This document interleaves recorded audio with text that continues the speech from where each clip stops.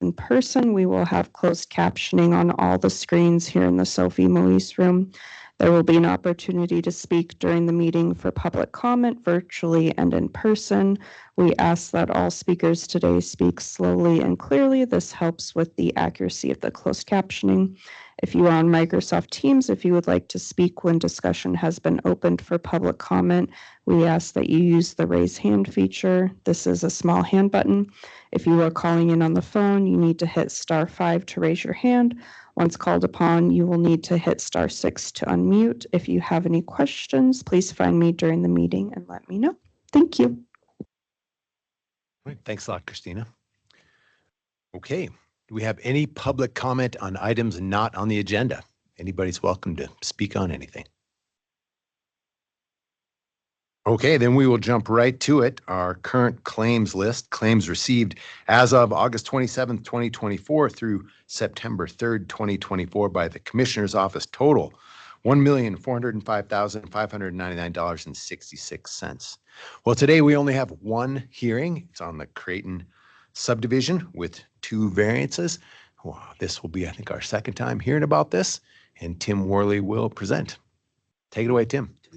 Oh, shoot. Tell I'm out of practice. Dave is our chair this year. Yeah, we have 2 proclamations. So one will do one, I'll do one, and then we'll jump right to Creighton. Whereas human-caused climate change is resulting in more extreme weather patterns, wildfire smoke, and extreme temperatures, and scientists are urging us all to rapidly decrease pollution to keep our environment safe and healthy. And whereas we are more aware than ever of achieving solutions to mitigate the climate crisis and become more resilient to its impacts, such as electrifying our buildings, investing in clean energy, and choosing sustainable transportation.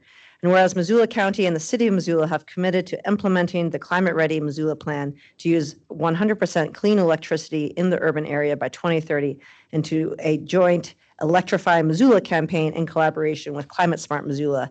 And whereas we all have a part in playing in addressing this unprecedented climate crisis, from renters and homeowners to contractors, businesses, and nonprofits, and that we must all address it together with urgency if we are to succeed.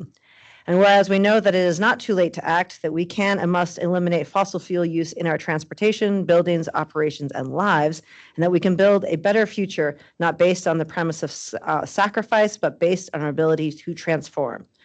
Therefore, be it resolved, we, Missoula County and the City of Missoula, do hereby proclaim September 28th through October 6th, 2024 as Climate Solutions Week, which will kick off the 6th Annual Climate and Clean Energy Expo in Caras Park, all to inform, educate, and energize into action Missoula County and City residents so we can meet this moment capably with urgency together. Dated this 12th day of September, 2024, City of Missoula, Andrea Davis, Mayor, and your Board of County Commissioners, Dave Strohmeyer, Josh Slotnick, and Juanita Vero. Thanks, Juan. All right, I have another proclamation. Whereas September 15th marks the independence from Spain for a number of Latin American countries, including Guatemala, Honduras, El Salvador, Nicaragua, and Costa Rica, followed by Mexico on September 16th, Chile on September 18th, and Belize on September 21st. And whereas Hispanic, Latino, Latina, Latine, Latinx are pan-ethnic terms used to encompass people of South America, Central America, or other Spanish cultural origin, regardless of race, and whereas National Hispanic Heritage Month began in 1968 as Hispanic Heritage Week and grew to a 30-day observance in 1988 to recognize and honor the diverse peoples and rich histories, cultures, and legacies that have Hispanic and Latin roots. And whereas between 2010 and 2020, the Hispanic, Latino, Latina, and Latinx population accounted for 51% of the United States population growth of 22.7 million. And whereas the national growth of the United States Hispanic, Latino, Latina, Latine, and Latinx population is reflected in Missoula County, with 2.6% of Missoula County residents identifying as Hispanic, Latino, Latina, Latine, or Latinx, representing Missoula County's largest racial and ethnic demographic, keeping in mind that people of Hispanic and Latin ancestry can be racially white and or black. And whereas more than 20 million people who identify as Hispanic, Latino, Latina, Latine, or Latinx represent multiple ethno-racial, geographic, and other intersecting social identities. And whereas Missoula County celebrates the culture, life experiences, and perspectives that this diverse population brings to our community while also acknowledging the inequities that exist. And whereas, in the words of revolutionary Mexican painter Frida Kahlo, at the end of the day, we can endure much more than we think we can. Now, therefore, be it resolved, we, the Missoula Board of County Commissioners, do hereby proclaim September 15th through October 15th as Hispanic Latinx Heritage Month, to celebrate the freedoms won by people in many Latin American countries and to honor the rich Hispanic, Latino, Latina, Latine, Latinx cultures and histories that have shaped our country and community. Dated this 12th day of September 2024, signed by the Board of County Commissioners, Dave Strohmeyer, Juanita Vero, and Josh Slotnick. All right, Tim, it's all yours.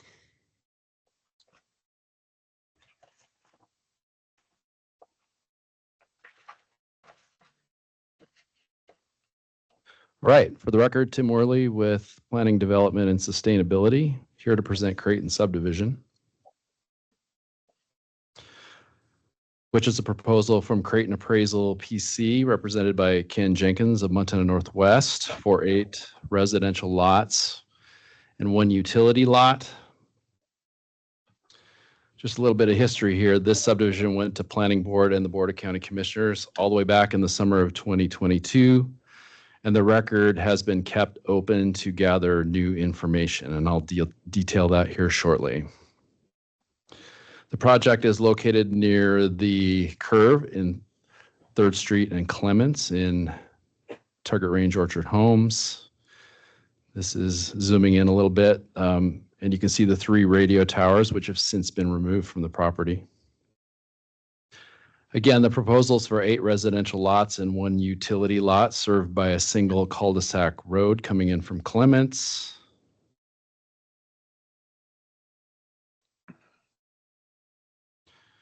A 4.56 acre common area is proposed on the northwesterly portion of the property. The growth policy recommends 2 homes per acre. That's the 2019 land use element. The 2010 target range plan recommends 1 home per acre, and the gross density of this project ends up being 1 dwelling per 1.2 acres. The zoning when this came in for review was CRR2, or 2 dwelling units per acre. The application was submitted before the new zoning regulations. If the new zoning regulations were applied, a 450-foot riparian setback would impact the project. But again, we feel that this is a grandfathered project. And just to illustrate, this is what the riparian setback would look like if the new zoning were applied. Again, Creighton Avenue is the cul-de-sac road that's proposed to serve the subdivision lots. There's a variance required because the access is from Clements, which is not the road of lesser classification. That would be Walker Drive to the south. We do support the Clements Street access because County Public Works supports this access point. There's a second variance to not connect through to Walker Drive to the south. Again, that connection is right here. We recommend denial of this variance because the connection should be required to provide a comprehensive connection throughout the neighborhood. And just to illustrate, this is the Walker Drive connection looking north to the property, and you can see the radio towers on the property there that have since been removed. All right, the big issue with this subdivision is channel migration of the Clark Fork River. Now, the channel migration study was basically sponsored by the Water Quality District in the year 2021. This is the cover of the channel migration study. The river portion of this subdivision is in what's known as the Historic Migration Zone, or the HMS. Much of the landward portion of the property is in the erosion hazard area, or the EHA. That's the orange color. Just so we get our definitions straight for erosion hazard area, the erosion buffer area is the distance between an active stream bank where a river is likely to erode based on historic rates of movement. The erosion hazard area of the CMZ is generated by applying the erosion buffer width to the active channel bank line. Just a comment from the Water Quality District. At the time of the original submittal, they commented that 7 of the 10 lots are anticipated to be subject to extensive erosion.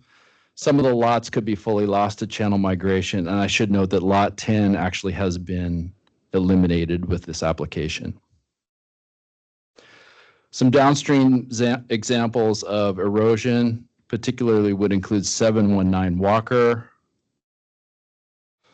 where roughly we estimate 10,000 square feet of land was lost between 2014 and 2022. That's about the size of a suburban lot. Okay, so on to mitigation impacts. The applicant acknowledges that hardening solutions for the eroding riverbank, such as riprap, will have a negative impact on other properties. And since 2000, the year 2000, the floodplain regulations have prohibited riprap. The presence of existing homes in the erosion hazard area could present a comprehensive solution. For instance, the government coming in to protect these homes from channel migration hazards. But we're not aware of any comprehensive solution at this time. So the options could include protective setbacks or notification to future home buyers.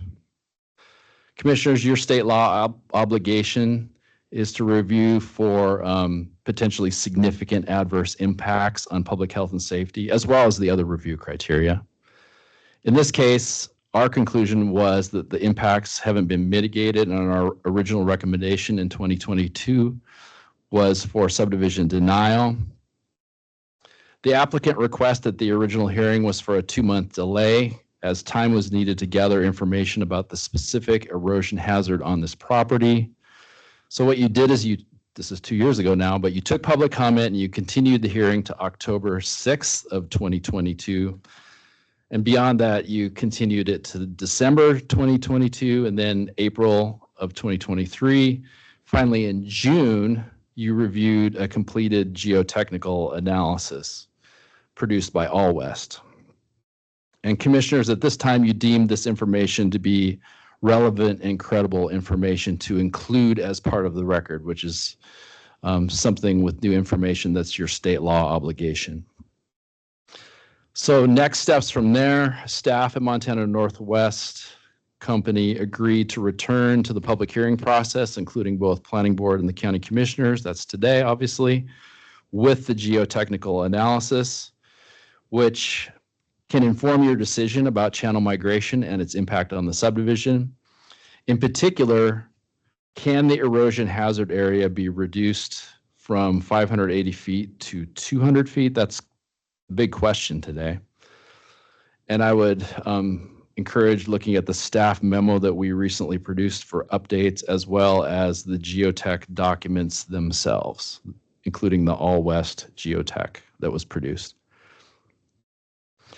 So what's being discussed is a potential reduction of the erosion hazard area from that 580-foot limit that you see in orange to the dashed line. Here's the dashed line right here. So just some quick conclusions that came out of the All West study.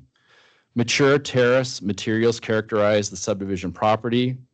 These materials are less erodible than more recently deposited alluvial materials.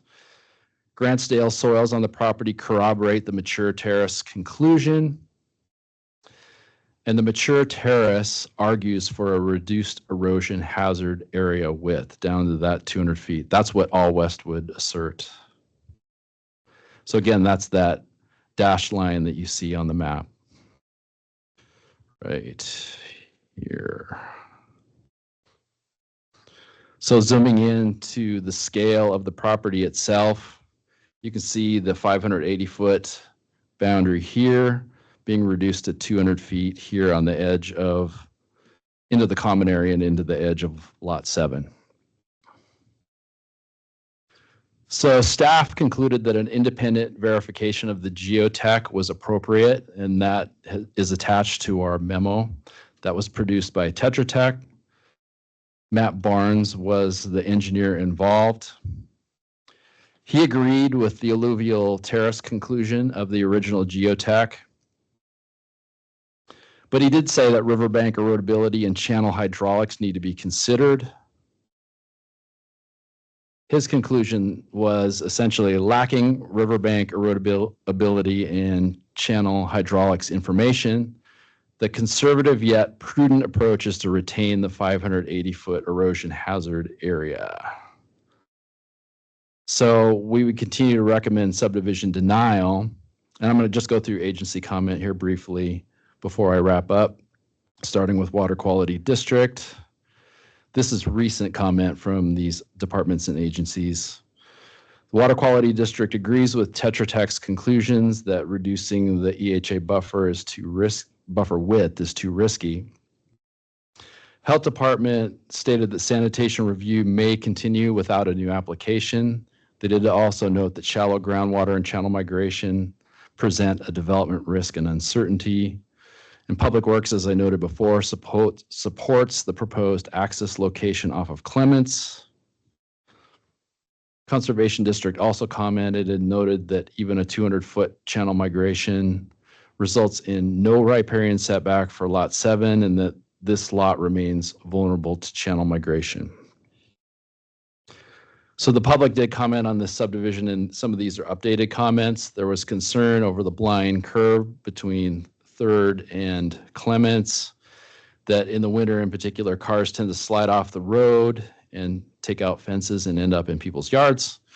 That Walker Drive to the south is the better access. And by the way, Walker accesses 7th Street West over to Clements.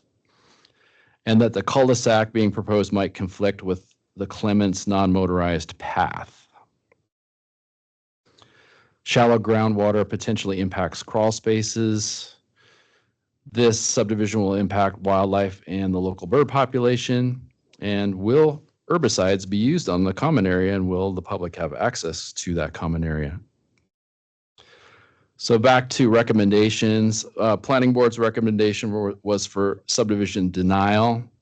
One of the statements made by one of the members was that planning for mitigation isn't really a plan. They felt that more river hydrology information was needed, that the curve at 3rd and Clements should be reevaluated by County Public Works. And one of the Planning Board members did ask, is there any way to get this subdivision across the finish line? Tim, Yes. remember the vote numbers at Planning Board? I'll produce those in just a minute. It was, there was 1 vote in the affirmative to support the subdivision and 5 votes to recommend denial of the subdivision, but I'll show a summary here in just a minute. So commissioners, as far as your decision space regarding particularly this issue of the CMZ, lacking sufficient information about the mature terrace, the CMZ study concludes that it's conservative yet prudent to reference the 580-foot buffer. And that's where the new information comes in. With the geotech and responses to it, this is information you can consider as to whether it's wise to narrow up that buffer. I should note that the study itself, the CMZ study, does not prescribe a specific methodology for confirming an EHA buffer reduction from 580 feet to 200 feet. It simply says that the original CMZ study didn't have much information about the mature terrace.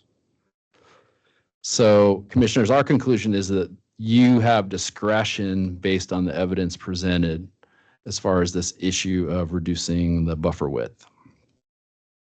So, and here's the vote totals for the 3. There were 2 variances, obviously, and then the main motion. And Planning Board essentially voted with staff on the 2 variances, and then they recommended denial of the subdivision. There was 1 vote in the affirmative to support the subdivision. I think this concludes my presentation. I'll be available if you have questions. Thanks a lot. Do you guys like to speak to this? Come on up.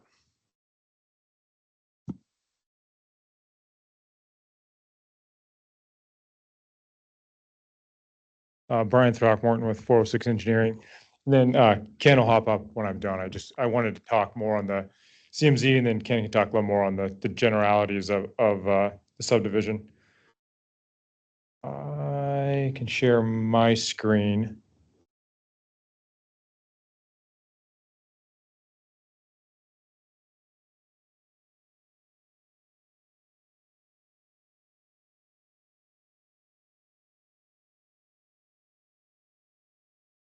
Maybe, do you guys got to allow access for it?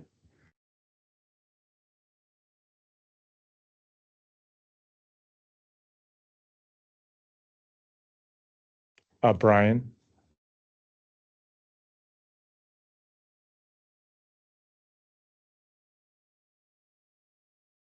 All right, perfect.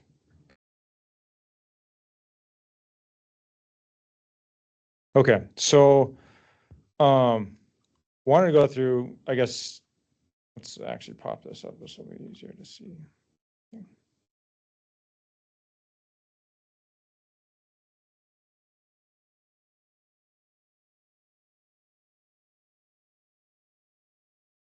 So one of the first things and I think I talked to you guys about this earlier in committee, but as far as the variance for the cul-de-sac, we've definitely already gone through and redrawn. We can leave the lot lines exactly where they're at. We're perfectly fine with the variance. I think the subdivision still works extremely well if we connect to Walker. We just hadn't really before because we talked about Walker needing quite a bit of upgrade. There's actually a big section of gravel, but it does make a nice connectivity. Walker, I think, was supposed to connect anyhow through. So this shows what that would look like. We didn't adjust, but even actually in reducing that cul-de-sac in lot 7, we actually have a lot more building room, even set back from the 200 feet. So we could take the house that you guys see that's right up against. So we were going to do no build basically within the 200 foot, but we could even make that a little bit bigger and have some more buffer in there if we take, and we can move that house closer to the road now without the cul-de-sac. It actually makes a little more room. So the design works pretty well this way. So I just wanted to point out, this subdivision doesn't sit, we're going to talk about the CMZ and mitigation and what that really means. But, the mitigation for this and the channel migration study is a bigger issue than just the subdivision. And I guess I wanted to kind of point that out as you look at the space that we're looking to fill. There are houses all around it. I mean, this is more of an infill project than a house that sits on a peninsula or an island by itself. So, this is where there are already existing houses, infrastructure, roads to connect to, all that. So a little on the channel migration study. So when you read the channel migration study itself, they break down the Bitterroot and the Clark Fork into what they consider reaches. So this is actually reach 6, which is 4.9 miles long. So that's a pretty big section of river to just have a generality placed on it. There's a lot of site-specific items that happen in a 5-mile stretch of river, and actually 10 miles because you have both sides of the river that you're putting a 580-mile or 580-foot setback on. So the study does realize this because this is a big thing. So when you look on page 6, in the study, it says the CMZ mapping developed in this study was developed without any explicit intent of either providing regulatory boundaries or overriding site-specific assessments. Any future uses of the maps as a regulatory tool should be careful to review the mapping criteria to ensure that the approach is used and appropriate for that application. So in essence, they know we recognize site-specific is more important than these big reach areas. So, and I think, the county recognized this exact note because this isn't in zoning, right? I mean, this right here is not part of zoning. It's not used as regulation because there's too broad of a swath that you paint. It's more for informational purposes only. And a prime example of this, I think, you guys have probably seen this a little bit, but we recently worked on the subdivision in East Missoula that actually has a 300-foot setback from the river there. But when you look at the photo from 1985 to the photo of 2022, The river hasn't even moved a foot. And that's where this is the same idea here, where on site specific, because this is locked in between two bridges in a straight line, it will never move, but the 300 feet doesn't make sense because that stretch is actually a 9-mile stretch. So these site-specific items are listed and accounted for within the study, and that's what we're here to present today, is that information, not the broad stroke that is the 580-foot setback. Even more into that, the study goes in, and very few places in it does it actually go into this much detail on an area. This study recognized that the 580 feet in this area actually might be too much, and talks about adding 200 feet. So this is page 64. I just wanted to show you guys that this is actually the page. I've kind of blown up what everything says on there. But I think the thing to highlight in this is talking about, more mature terraces erode slower than the rest of the area. But since the study lacks the sufficient measurements into the terrace material, so if we can go get these measurements and understand what that material is, and then also we went in and looked at the actual rate of erosion over a longer period. You can definitely take a year. There's good years and bad years, but when we take the average over a big chunk and see what that rate is, then you can look at the 200-foot buffer. So we did both of those. We followed the guide that we're currently using, or not supposed to be, but the regulatory in essence that's deciding whether we're going to go or not go on this subdivision. These are the rules that we've been asked to look at those in the hydraulic study. We came back and focused on these. So in doing so, we reached out to All West for this. This isn't a 406 engineering, not our expertise. So we reached out to All West to produce, this information and see what they would say. And I think James with All West is on the line. And if I can turn over my screen to him, he'll go through what they came up with on their conclusion. Yeah, thanks, Brian. Can you hear me okay? Yep, I gotcha. I stopped sharing. See if I can tee up mine here.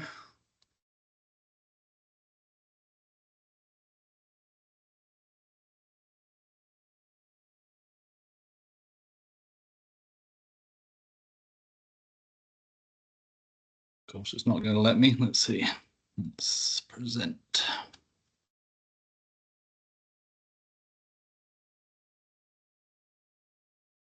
Okay, yeah, thanks everyone for having me. I'm here at Brian's request.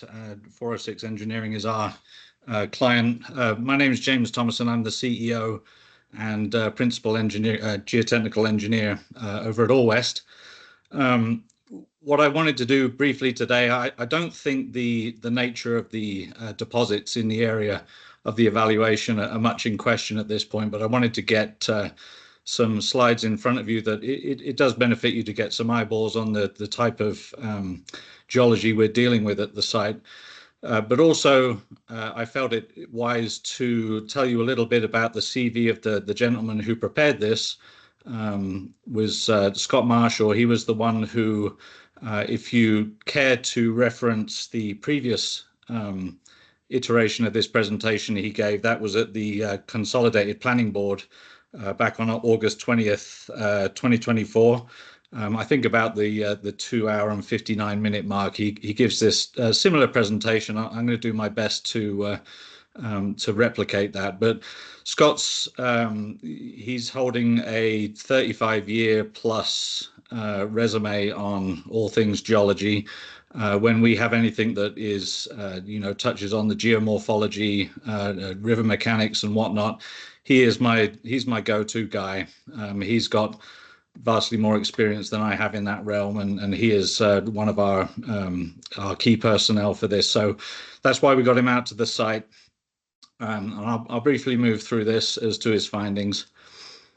So you'll see some of the same slides here. We're looking at the same slide that has the original overlay on the historic migration zone and the erosion hazard area, which is in that yellowish color, and the terrace buffer, which is the prime point of discussion. So this shows where we excavated the 7 borings, test pits. that Brian was referencing. And what I wanted to show you is just some, I'll flip through the type of materials that we were experiencing. These are the dense, older terrace gravels that are pretty predominant through some of the areas of Missoula. I'll just flick through these.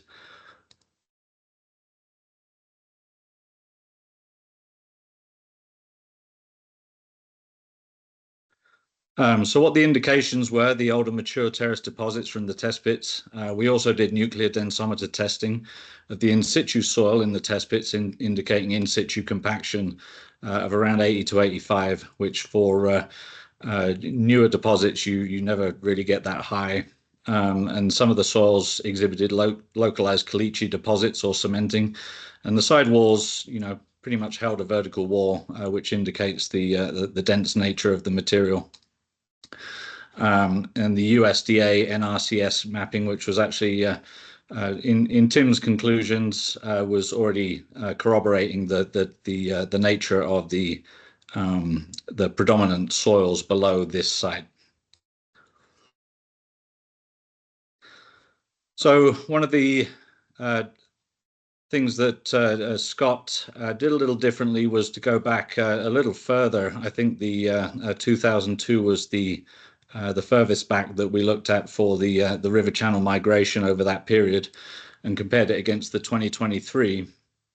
The finding was that the rates of erosion measurement between the years of 2002 and 2023 was actually 36 feet.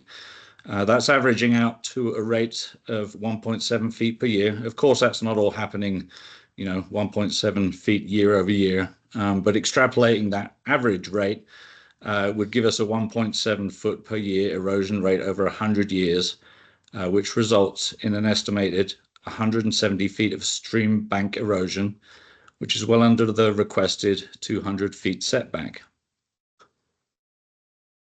And furthermore, it was the conclusion that All West has presented definitive data, observations, arguments, and conclusions that the proposed Creighton subdivision would be sited on mature terrace deposit and landform. Erosion rates determined at the closest active stream bank support the adoption of a 200 feet setback. These data fulfill the suggested 200-foot buffer for each 6 terrace EHA buffer as indicated in Figure 45 and discussed in Section 4.7, Geologic Controls on Migration Rate of the CMZ 2021 report. So that is the information that is, mostly available on the, let me see how I unshare this. Let's see. Oh, stop sharing, there we go.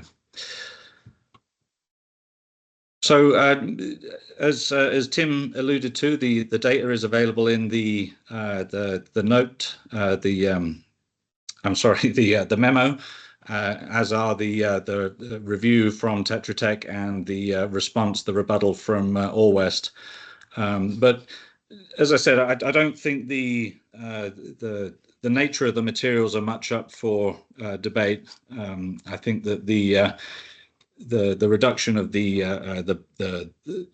setback to 200 is appropriate. But also I understand, obviously, from a geotechnical standpoint, the fears that people have about the massive unknowns of river hydraulics. So I'd like to just offer that information and myself for any questions that folks may have.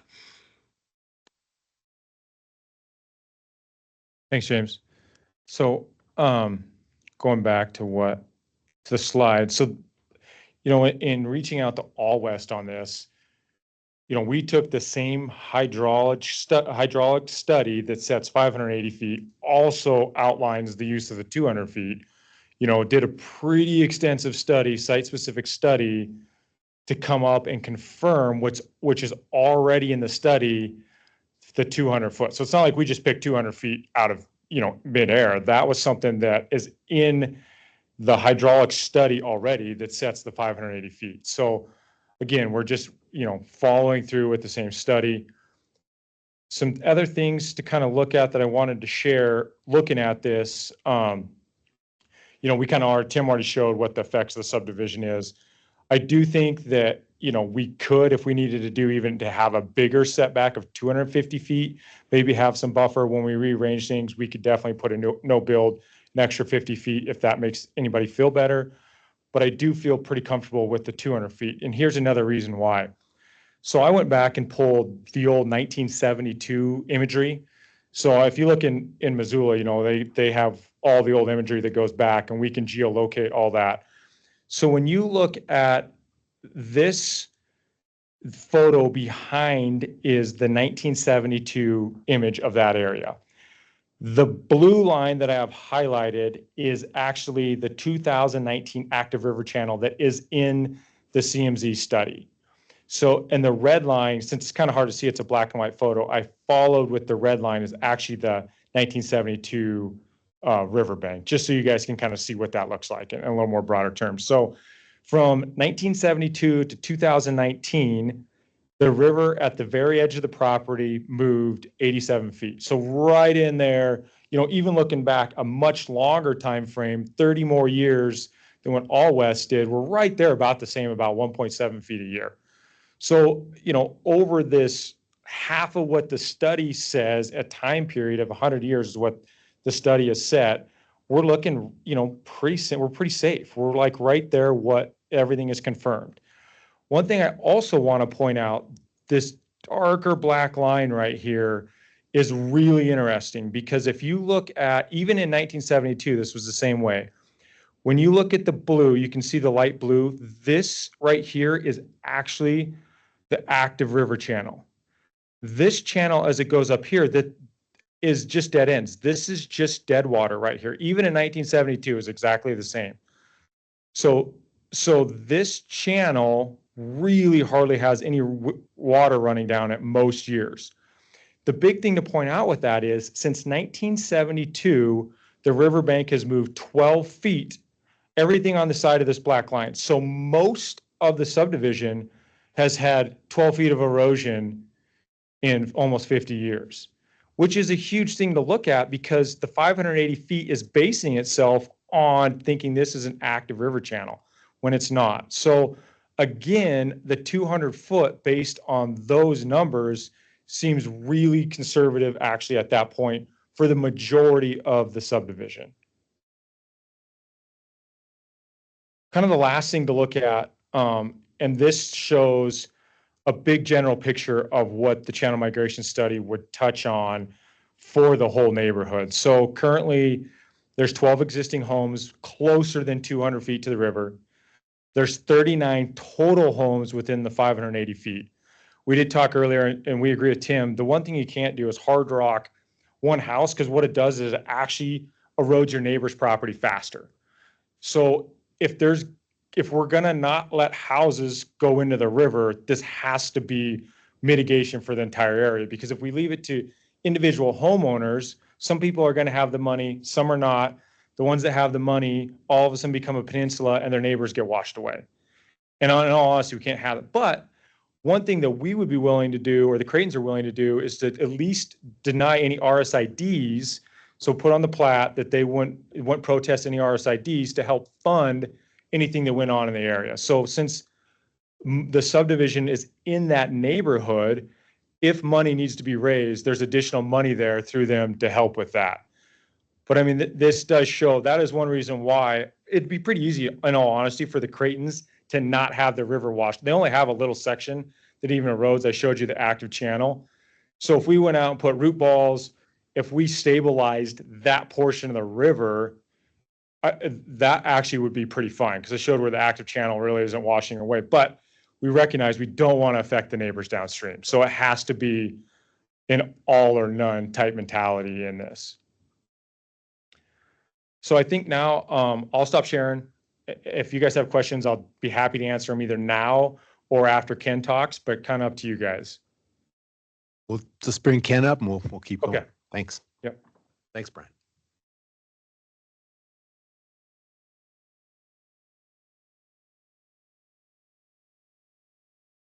Good afternoon. For the record, Ken Jenkins with Montana Northwest Company. I want to just talk a little bit about the process here. And I would like to thank the commissioners, planning office, the county for accommodating this unusual situation where probably 3/4 of the way through a very standard, nice subdivision process, the channel migration got dropped in our laps and threw the whole thing into a spin. So I appreciate you working with us to extend the time for 2 or 3 years or whatever it's been here. But the process that I would like to talk about has to do with even more recent activities, agency comments that have come in prior to this recent planning board and this particular meeting. And I want to talk about sort of the blurring of the edges. When we do these subdivisions, there are dozens of hoops we have to jump through, dozens of tests we have to do, things that we have to prove. It goes to the planning office in the form of agency comments. Many of the agencies that comment are other county departments. And I have a problem, to be honest, with sort of the negative blurring of the lines of the information that has come in that feeds the planning office to help them develop their recommendations, which is then in turn the information the planning board has to make their recommendation to you. And what I'm going to get at here is this is kind of the first and last part of this process that is required to be based on findings of fact, not recommendations and opinions like the whole process has been up till this point. As an example, I would like to just give you some feedback about the type of agency comments I'm talking about. This is recent from the health department. If a positive element could be found in the previous plans, the homes would likely have been lost to river migration or flooding before the sanitary facilities, meaning there would hopefully not be families living in viable homes without a way to access water or properly dispose of wastewater. In that same letter of comment, when we think about areas that are preferable for development with on-site water and wastewater facilities, this is not one of them. We had several concerns with the project, including high groundwater and significant portions in the channel migration zone and/or floodplain. So these are the comments that the planning office has to build their recommendations on. The floodplain was measured and mapped. There's a new floodplain now that has not been adopted yet. In this particular area, it has not changed at all. It's the same place. It's on the bank that drops down into that old dry slough. High groundwater. We put, I don't even remember, a bunch of pipes on this property. Missoula County themselves do the monitoring. They measure the water. There was a large area that doesn't have high groundwater, a large enough area for us to design and get approved a sewer system. And yet, in the comments here, one would believe that there's an issue with high groundwater. In the comments here, you would believe that there's an issue with the floodplain. And it just is not the case. When we're engineering and designing subdivisions, there are always things that we have to look at and mitigate. And there's a black and white line. You're either in or you're out. We can't operate or, you know, I feel bad that we're this far into a subdivision to the decision point when if all of this stuff was so wrong with it, we should have never started. That's not how we operate. Another example, Water quality district comments. Applying the, there's almost as if there's some agreement that maybe the 200-foot is legit.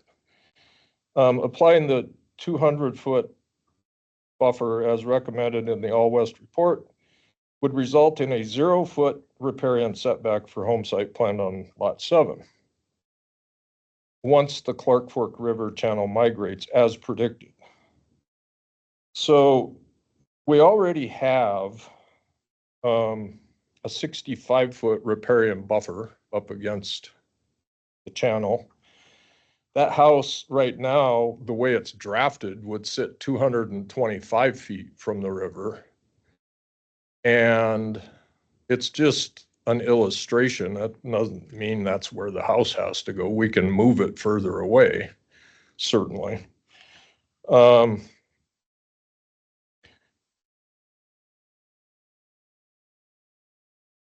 It goes on to talk about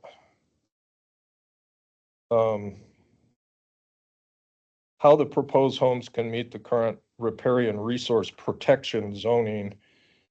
We predate the zoning while accounting for future migration of the river channel to the full migration extent indicated by the 200-foot buffer, as shown in the All West. Once again, our clients paid All West to do a lot of work. They found the type of terrace soil that does not erode as fast. The county hired Tetra Tech to take a look at that work. They concurred with the soil type. But Tetra Tech then goes on to sort of speculate that the prudent thing to do, I think is how they worded it, would be to stick with the 565 foot.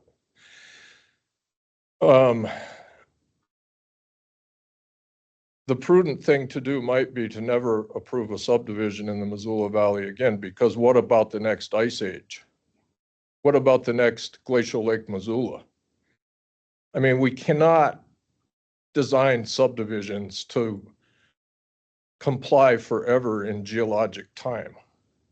And yet, what I mean by the blurring of the lines here is a project is either in the floodplain or out of the floodplain, based on the data that we have right now. We can't speculate what the floodplain might be someday. The 200-foot buffer, the houses are either in it or out of it. We cannot speculate forever in geological time as to what the river might do. And the third thing is there's already a city here. That study was done as if there were no houses, no subdivisions. There's other subdivisions that are already in this thing. And that intervention by man would never take place. If Missoula County wasn't going to solve the problem, probably FEMA and the federal government would. This is America. We don't let subdivisions wash down rivers. So I would just like to say that I think the review process has been a little bit negative in the comments that the planning office has to use to make their recommendation. That's fine. I mean, there's no rules against that. But I'm asking for a decision here today that's based in fact. And we can only deal in designing a subdivision with what the facts are, not speculation, not what's prudent. We have to go with the answers we get. We have followed the process that the channel migration study called for. We have studied the floodplain. We have measured the groundwater. We have done all of the things we're supposed to do, and the answers are good. We can't speculate outside of what we can actually measure today. And that's really about it. Brian mentioned it, but Creighton's willing to waive the right to protest. If Missoula ever does have to do anything about this, that would be the solution, a global solution that includes that whole outer sweep of the the neighborhood. The other thing I'd say, personally, I don't think it's ever going to be a problem. I grew up in this neighborhood. That little slough that's along all of those lots, I used to go duck hunting and walk down through there fishing, and that hasn't changed at all. Not in my lifetime. Not since I was a little kid. Looks the same now as it did then. So I thank you for your time. I appreciate you working with us on the time frame. And I hope we do the right thing. Thanks, Ken.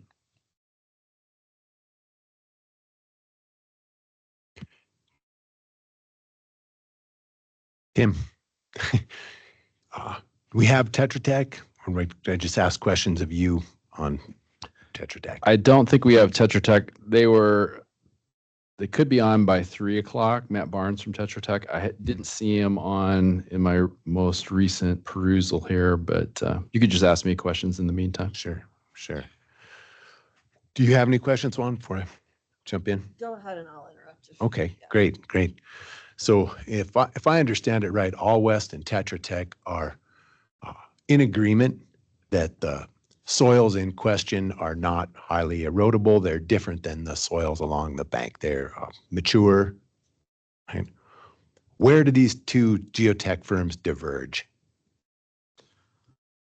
I would say they diverge at the point of dealing with channel hydraulics, the working of the water. I mean, you can measure a certain amount of this by looking at historic aerial photos, but then there's perhaps an additional step of comparing, and Matt Barnes can explain this much better, but comparing the south bank of the Clark Fork, the southernmost channel, with the kind of erosion that's going on the north end of the channel to see if there's any sort of differences there.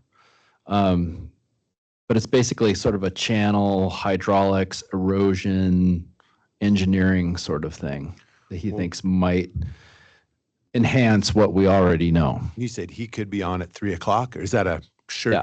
Could be or will be? Or He's going to try. He's sandwiched between meetings basically, and he's 3 to 4 is his open window, and he has the meeting information. He'll try to join. Okay, so I think it'd be great to have, and thank you for the summary. I mean, it would be great to maybe hear from him if we could, and then hear from you guys again to hear really clearly your differing opinions on channel hydraulics and how that would affect this, because it sounds like we're in agreement on the soils piece of it, but not on the hydraulics, river hydraulics piece. So it'd be great to hear from both entities so we could have something to work with. You think, Juan? I mean, Do we wait 5 minutes? I'm or what? okay. You guys go. Oh, yeah, great. Sure. Thank you. Thanks. Anybody have anything to say? We got 5 minutes for Mr. Barnes. Anybody? Paul, you're here. Is this about this or something else? And how are you doing, knee-wise? No new grace. I'm without today. Good. Thank you for having me up here, Commissioners, and Paul Finley for the record for Missoula Fire. I have no comment regarding this. I'm assuming that our community risk reduction did back in the day, so I'm not here about this. Okay, thank you. Oh, please, Bruce. You know, I live out here, and this is a very complex issue. I must agree that the gentleman that previously spoke, that slough is fairly stable, and it's actually a great brown trout slough. And that provides a large flood buffer for a lot of that area. The unknown is will that channel ever open up to become a larger channel? And I would discourage any riprapping along any bank there. One home that is right next to the river did some. I think he was able to do it because they riprapped the Spurgeon Road fishing access, so he was able to do his home, but that will change the flow dynamics. I think the soils are going to erode if the channel ever runs straight into it like a hose, and that's the question. Right now, it does not because it's protected by that slough. I'm disappointed that the new riparian zone requirements aren't going to be required, because that's an amazing riparian area. However, the rules are the rules, as the gentleman said. I don't think you can tell what this river is going to do. That channel has changed. And about 8-10 years ago, the southern channel had that portion became a higher flow area because it broke through above there, and it affected that Spring Creek there. So you just don't know. So I don't know how to advise you in your expertise. It's a beautiful location. I can see why they want to develop it, but I am concerned about the riparian area and the use of herbicides affecting the insect life and things. But as the gentleman said, the rules are the rules. Thank you. Thanks, Bruce.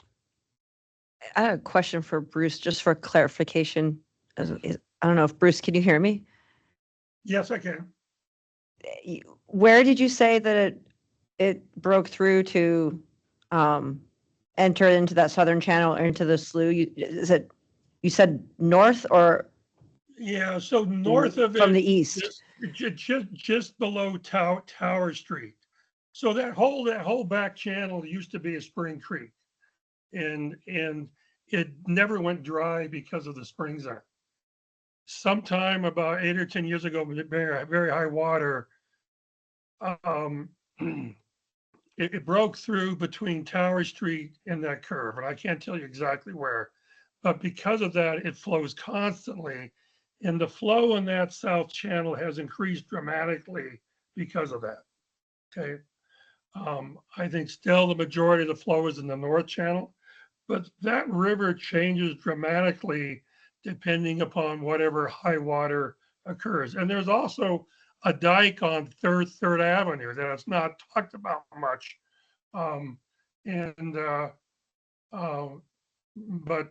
It's a very interesting area back there. The way the main channel comes in is the gentleman's right. It's protected by that slough. It's really the area, right at the southwestern border there that's at risk.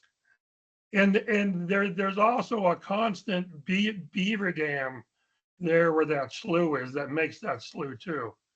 And then and really that upper area there is sort of a constant lake. It has insect life that's more consistent with a pond because it's not flowing as much. But that river does change a lot. I've been impressed with how much it has changed over time. But I must admit with the gentleman, I mean, I live in a 500-year floodplain, which I didn't quite know what that meant. But most of this development is not at risk. It's that southwest portion there,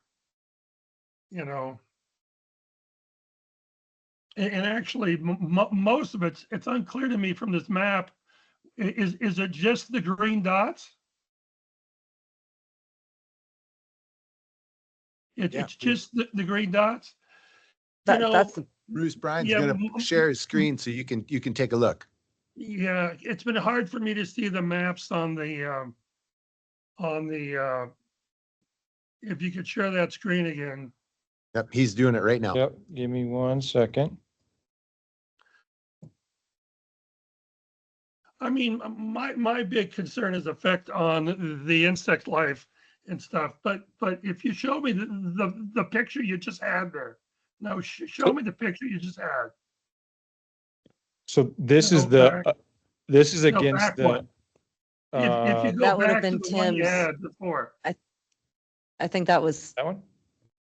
No, the one which showed the riverbed and you had the lot. Yeah, I think that was that green Tim? dot. Was that yours? Oh, that didn't show where the lot layouts were. This is actually the lot layout, Bruce. So this is showing you the actual lots. It's a little bit hard to see the stream, but so really, Oh, I bet I got a better one here. Sorry, I'm going to skip around. But I really think that's protected from flooding because of that slough area. It's that corner where the main channel comes in above the state land here. You see where it says state land 0.78 acres? Yep. Yeah. to the left of that is the main channel. The remainder, you actually see the beaver dam in that view there. Do you see that? Right there. Yeah, and Okay. so that dams up that pond there because it's spring fed. Main flow is in the left channel there. So I mean, I sort of hate to say this, but I sort of agree with them. The odds of this being flooded from there is unlikely.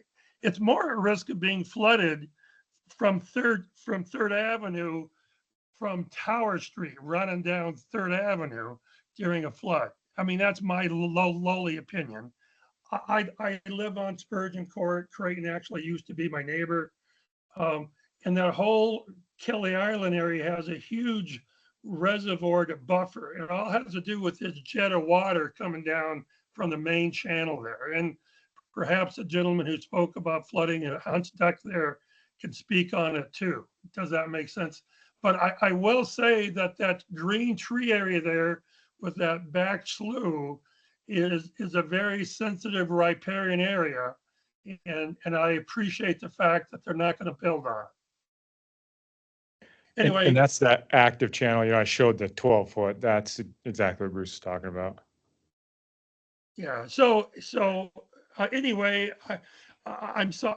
I hope I didn't cause confusion, but it's really the lower southwest portion there. That's that red part right there. That's going to be where the spray hits it, and then it's going to erode that house that's currently there before it hits lot 7, in my opinion. But anyway, good luck with all this. And it would be a beautiful place to have a home. I just hope lots 6 and 7 don't put a lot of herbicides on their lots. Thank you. Thanks for your comments, Bruce.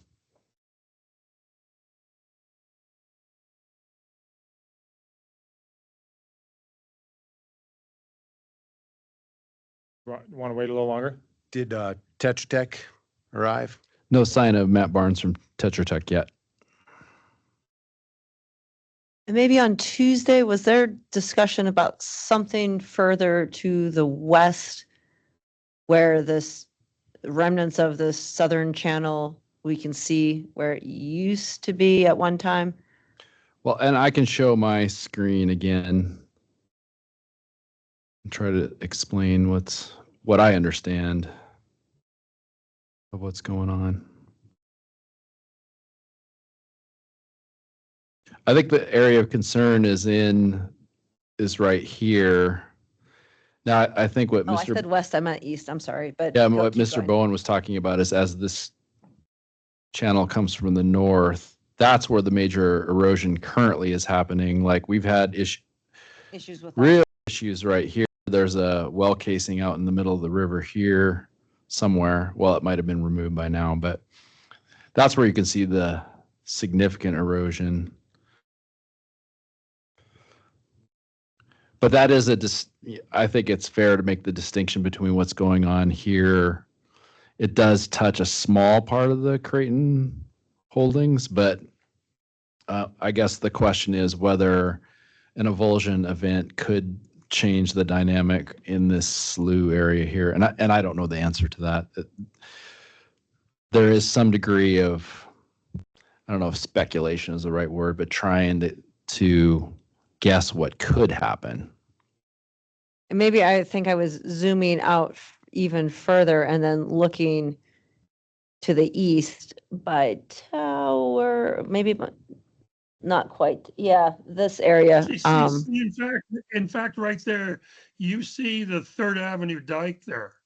And that's not discussed a whole lot, but that's I'd be interested in the hydrologist's view of the effect of that Third Avenue dike on stream flow. That dike is a significant, I've walked that dike and it raises the Oh, whole I think I question. see it. Or Where Tim, can you? the county needs to maintain that dike, and I'm not sure it does, but thank you. Well, here's the Kerwald area, which I'm sure you're all familiar with, but yeah, here's the levee is, I don't know if you can see Oh, my, there. Okay, thanks. let's see if I can.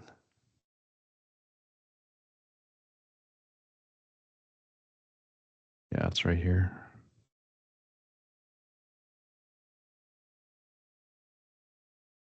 Okay, that's the dike that Bruce was talking about. I thought there was something closer. I think that's the extent of the levee. I don't think it continues beyond the Tower neighborhood here, Tower and Kerwald, which is one of the reasons they run into trouble in the spring. You know, I think that's not the dike. I think the dike is a little bit more. The dike, I think you pointed to Third Avenue, not the dike. The dike actually runs it is more beyond those developments there. I mean, there's actually a raised dike in there. It's more along that green line there. It's an interesting place to hike on. Perhaps the gentleman who hunts there could talk about it, but there's actually a dike over there. I'm not sure there's a formal levee west of Tower, though. The maintained levee, the one that's maintained by the Corps, is all east of Tower, to my understanding. There might be a natural natural dike, and there's some informal ones from what we've heard in the neighborhood from folks in the neighborhood, but I don't think there's a formal one that the Corps was involved in constructing west of Tower. So, absent Tetra Tech, Tim, we'll see if you can channel them. And I really want to just see if we can have a clear description on the point of divergence between the two geotech companies and scientists on river hydraulics. So we have a clear sense of where the disagreement is.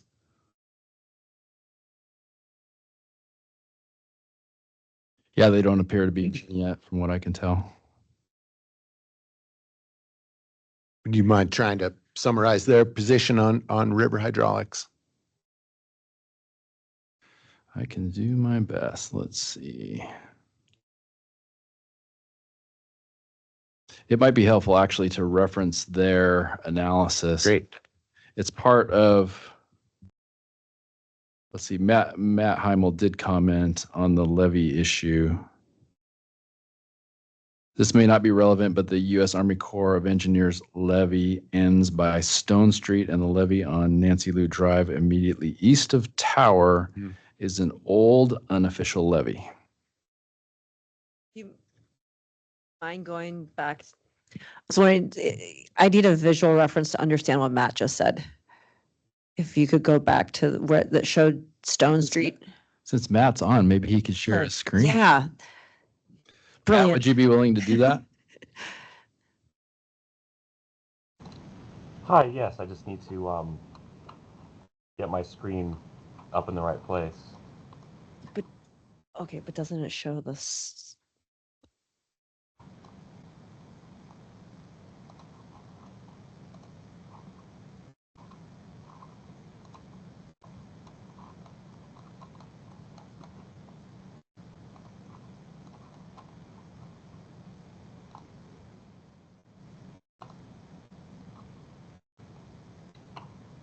Hi, yes, this is Matt Heimel with PDS. Just for illustration purposes, because I heard discussion about the levee, the U.S. Army Corps of Engineers maintained levee is, as we can see this, east of Stone Street, the Orchard Homes levee. Per my correspondence with DNRC, that does not include this older unofficial levee that is between Stone Street, Nancy Lou, and Tower. Thank you. Sure. Yep. Yeah, now I got it. Okay. Thanks so much, Matt. So, Tim, would you mind bringing up maps where we can see the slough and the potential southern channel? It does seem to me that's the point of divergence and on estimations of danger from the river, assuming more dominance in the southern channel than there is right now.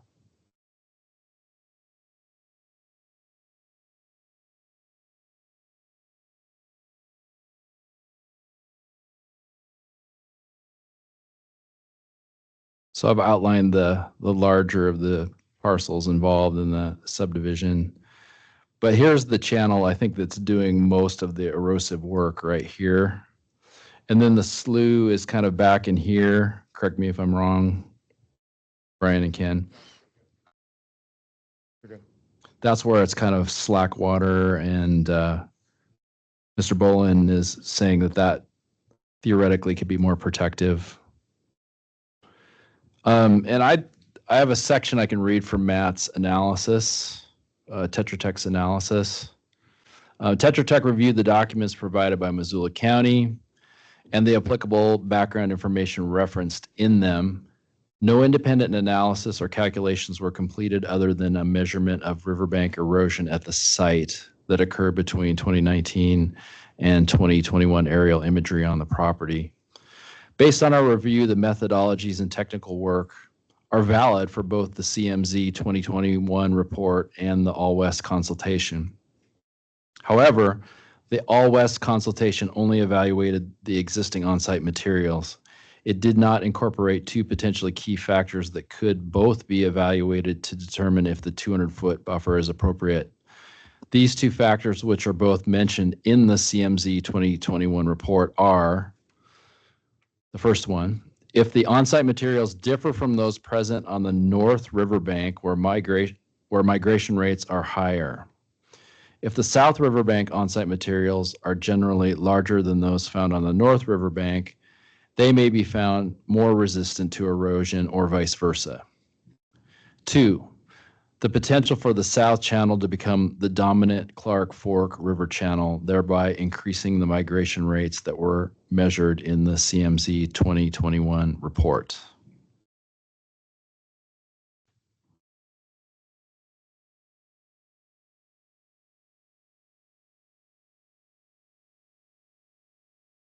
Sorry about that, Juanita. That was bad. That was bad timing. You know, that's a great picture. And just to answer one of the commissioner's question, is you can see the various connections to that south channel from the north channel. The one to the far right is the one that comes in at Tower Street and flows during high water and historically stopped flowing in the summer. But then this one in the middle is the one that broke through that has provide constant flow, is the way I read that, which is interesting because it changed the whole character of that channel there. And then what happened is down by 755, there used to be a major connection there, and that got dammed up, and that protected the house on lot 755. It was shooting right into his house. And so it's all very, very interesting, the dynamic way this will change. When Bruce was talking about a middle section, was he talking about something that was flowing north to south or east west? We go back to the larger view, Tim. There we go. Great. So it's a north-south connection, sort of by 3820 and 460. There's a connection there. You see that? To the north main channel. And then above 116, you see the connection at Tower Street. And that's the one that historically fed this southern channel that went dry. It was a spring creek.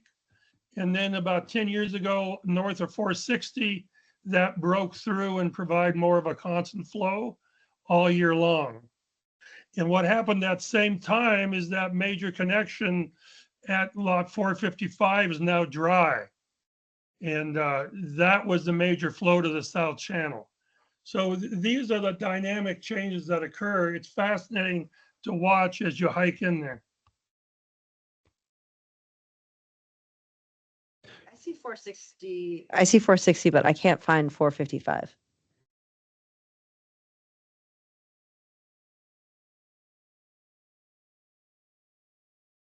I wonder if it might be helpful. I was going to jump off this map and show the page.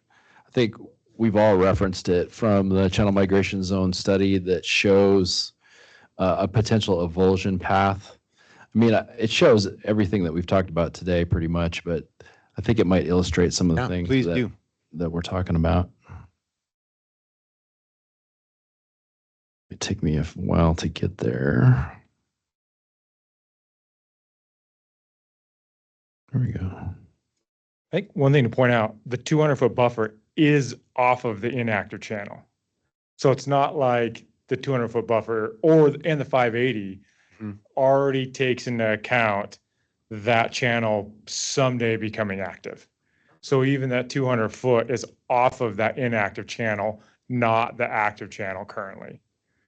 So the what ifs and that has actually been taken into account already with the 200-foot and the 580.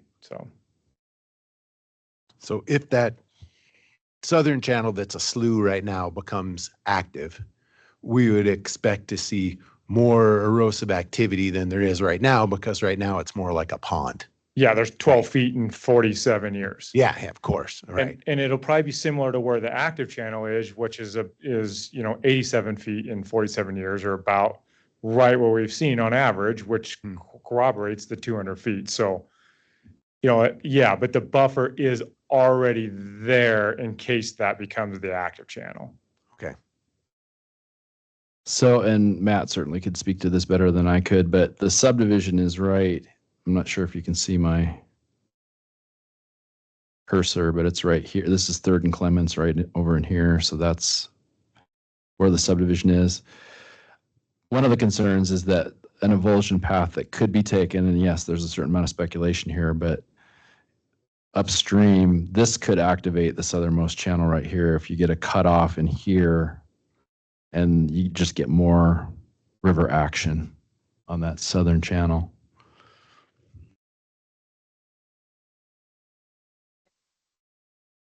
Saying, Brian, is that yes, if that did happen, It's kind of calculated already in there, because if you look at the black, the flowing water goes up, it goes above CFO6, it comes down. But if you look at how the 580 works, if you look at where the ponding is, and especially where the subdivision is, you can see that the blue, stops in there, but that 580 is off of that backed up water. And so if the river cuts, basically through CFO6, it cuts through there, that you can see the 200 feet is basically based off of that channel already. And so we're abiding by, if that becomes active, we've already set the boundary saying we're there. And then we all agree we still have a mature terrace that, we've set 200 feet, that became active. Now we have a mature terrace that erodes slower. And so we're still 200 feet back on that.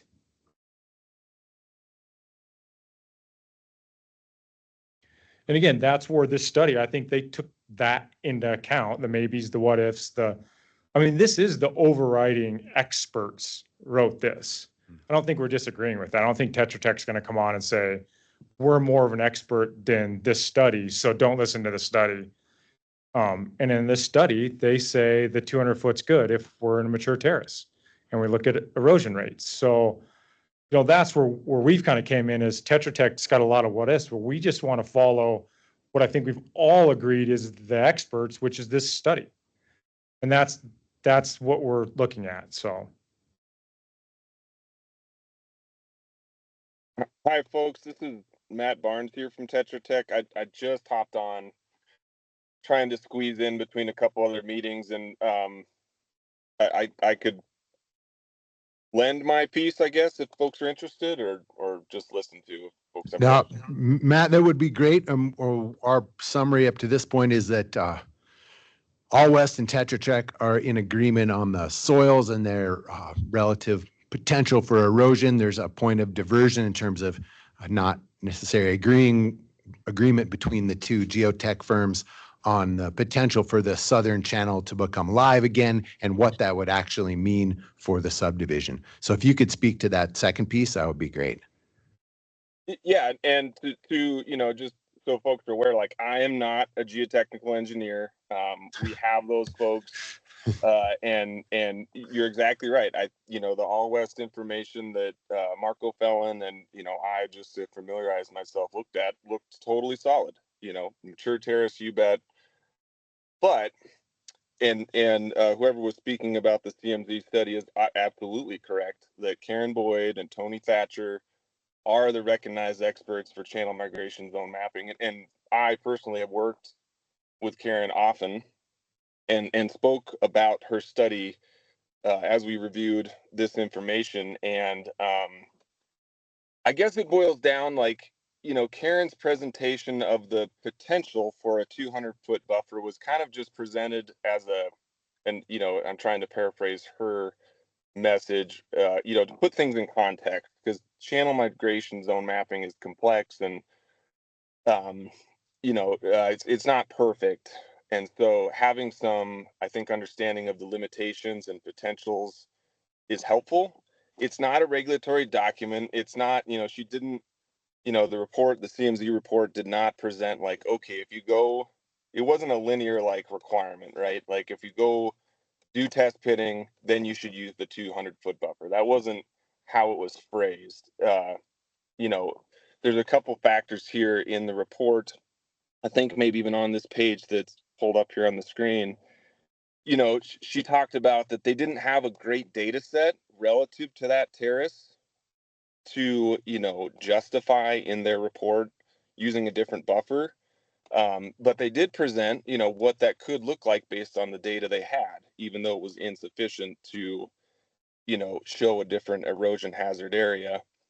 So what we did when we reviewed it was just maybe trying to think about like what else could be done to grapple with that uncertainty better and see if that 200-foot was justified, because, and this is just our opinion, there's, none of these are certain answers, but in our opinion, simply testing the soils on the site didn't quite seem sufficient to like fully, transition to using a 200-foot buffer.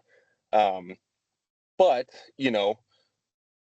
is the, that comparative analysis potential, is this as erosive as the whole valley floor, comprised of the same material, because, I guess glass half full towards, using a narrower buffer might be if you did go to the North Bank where you see high rates of erosion and it was a vastly different, finer grain material that's more erodible, then yeah, even if the South Channel becomes active, I think it's reasonable to expect you'd get lower rates of erosion. On the flip side of that coin, if it's the same material and the South Channel becomes active, it might be equally reasonable to expect similar rates of erosion, which are pretty darn high.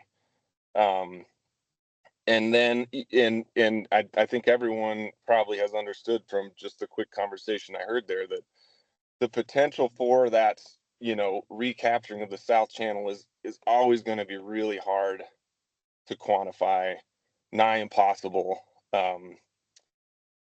But that's risk. I mean, that's the definition of risk, is like how much risk are we acceptable to?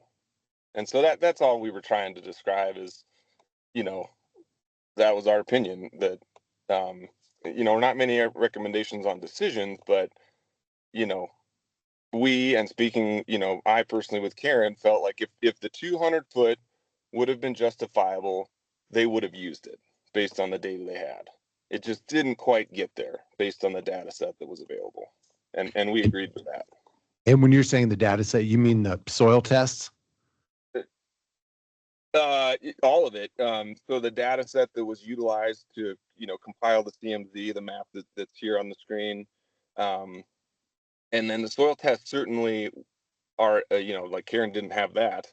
But even if she had, I think, what that would say is, yes, it's a mature terrace, which, seemed plausible even before the soil test, probably.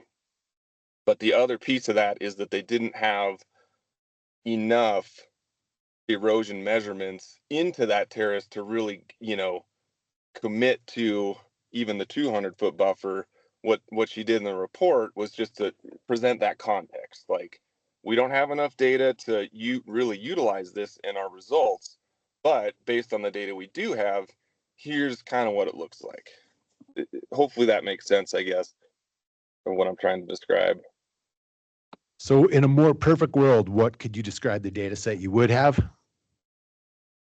in a perfect world, you would have, you know, a data set of more data points of erosion rate throughout this reach on the south side against that terrace that would give you, you know, a more confident average, or 75th percentile, I think is what they used in this report. When you say 75th percentile, that's reflective of confidence? It's a term out of the CMZ report, and I'd have to find it, or if it's on the screen, because, you know, there's a range, right? You've got, you know, a bunch of different erosion rate measurements, and they're not all exactly the same. So but we're trying to utilize a buffer, a singular number for a given reach. So do you take the mean? Do you take the max? Do you take, you know, the median, the 75th percentile? It's just, you know, which statistic are you going to use to do that offset for, in this case, the erosion hazard area? And, you know, and to be fair, and, you know, and to kind of circle back to Karen's work, she's absolutely an expert. I am not super well versed, but there are procedures and developed, you know, like, how they develop these CMZ studies, right? There's guidelines and things. And I, you know, I read the CMZ report and grasped that, but I didn't dive into like the procedure itself, right? Thank you. Thanks. Any response, sir? No, I mean, I think, you know, we looked at the detail we could get on our site. I mean, we can't go around and dig on everybody's property around.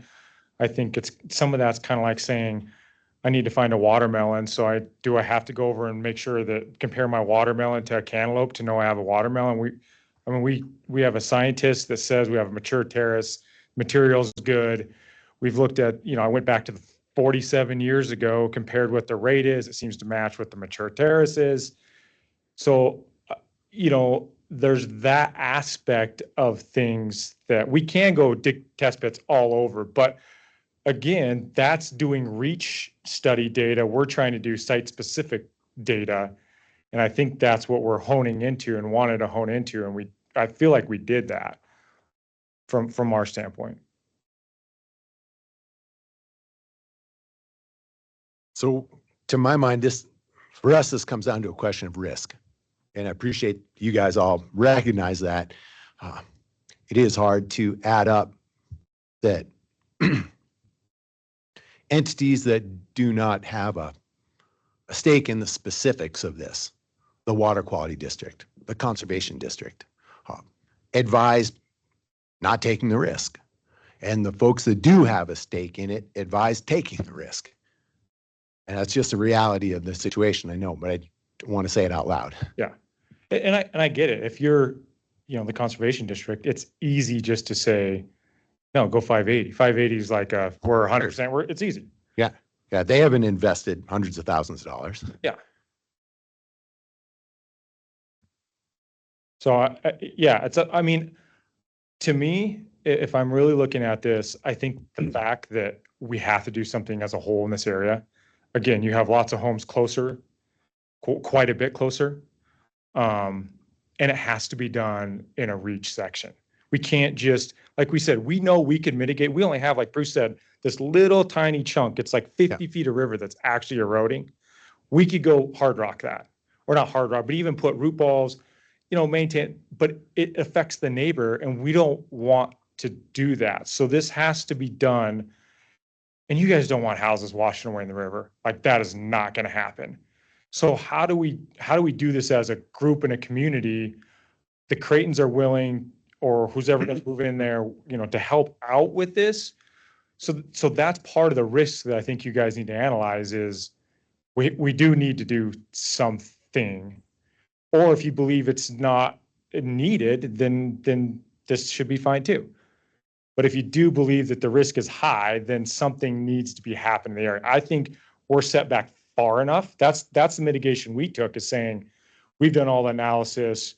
We can set back a lot further than most houses out there that's the mitigation for us. So I guess if they do, you know, those houses do wash away, well, we're far enough back that these ones are not. But I truly believe that at some point, because we worked with Thorpe on Thorpe stuff, I don't know that one. that's the Sorry. one that had the well casing in the river. Okay. Okay. So we did the family transfer and I walked out there with them and we talked dollars. And I mean, her face dropped when I explained to her how much it costs even to hard rock their place. Yeah. She's like, I can't afford that. Mhm. And I think that's what you're going to run into up and down the river. Some will and some won't. Probably the newer houses are going in can afford it, but that's not fair to push it downstream. So I think at some point, this needs to be a county initiative, an area initiative. And however that's taken, I don't know, but I think it needs to happen together as a group with the group, you know, taking care of it as a whole, not one pushing it to the other. So.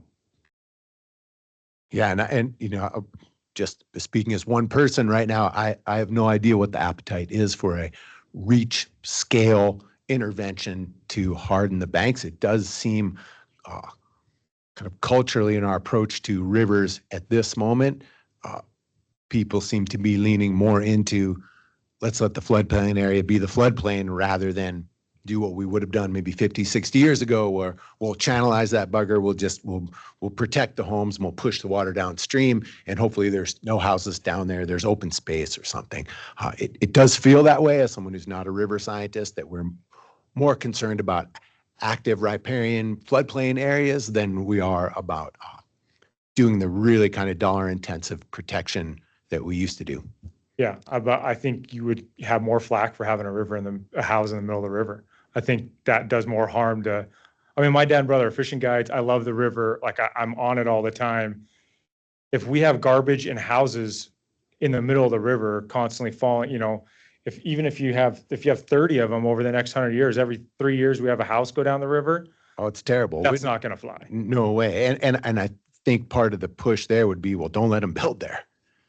Well, yeah, but these are there. I'm not talking about those. I'm talking about these. Yes, but I'm just, you know, you're not going to allow. And again, that's where I think we've done the data to prove we're not close enough. We hired the experts, went out, did the area, even taking into account, you know, showed where the majority of it, Bruce agreed, has, you know, moved 12 feet in 47 years. So, you know, this subdivision in particular, I think is protected and fine based on the current design. Now, if we were right up against the river, that would not be good. But our design is the mitigation based on the data and the information that we have. And that's how we do every subdivision. If it was a wildfire and we were up the middle of the rattlesnake, the chances of a wildfire in the next 100 years are pretty damn high. So what do? We design and mitigate around it. And that's exactly what we did here.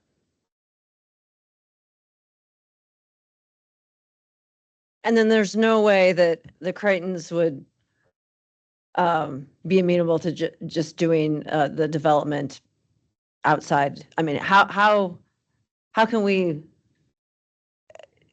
do this and honor the hazard, Well, the here's the erosion crazy hazard thing. area? If we pulled it back and went in, you guys won't even look at the CMZ. It's not even in your regulations. Mm. It's such a broad stroke that you guys don't have it. You have a riparian setback, but like Tim said, it's what, 130 feet closer to the river for something?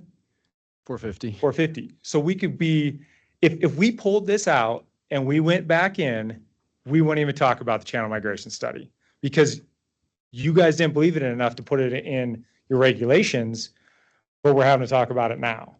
So we would be within the yellow, but not talk about it at all because we would just have riparian setbacks.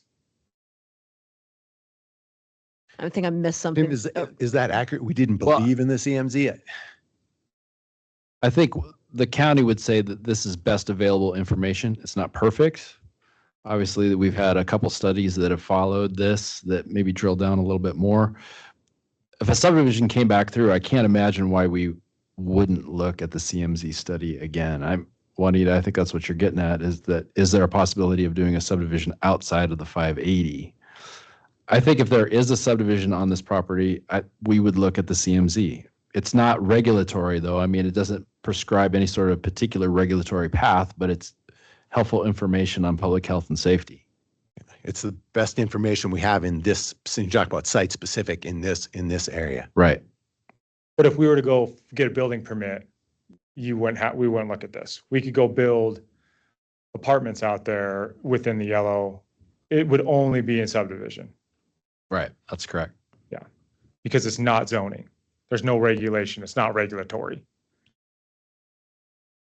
The reason I'm so kind of struggling with this and hung up on this is because this particular area of the Clark Fork is bonkers dynamic. And it's not the same as it is the Clark Fork in East Missoula, where it's like, here's the river. Yeah.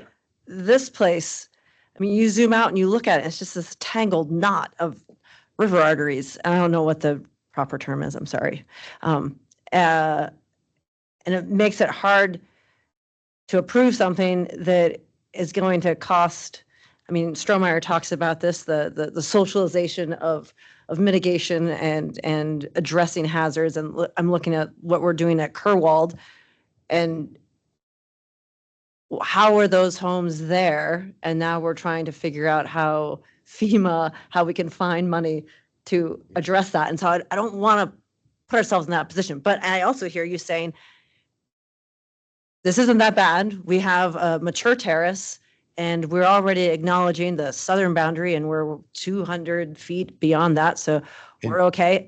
This is my conflict. And we build these, let's say, go for it, build these houses. And a few years from now, the channel moves, the river changes. We have really intense storms that we haven't had.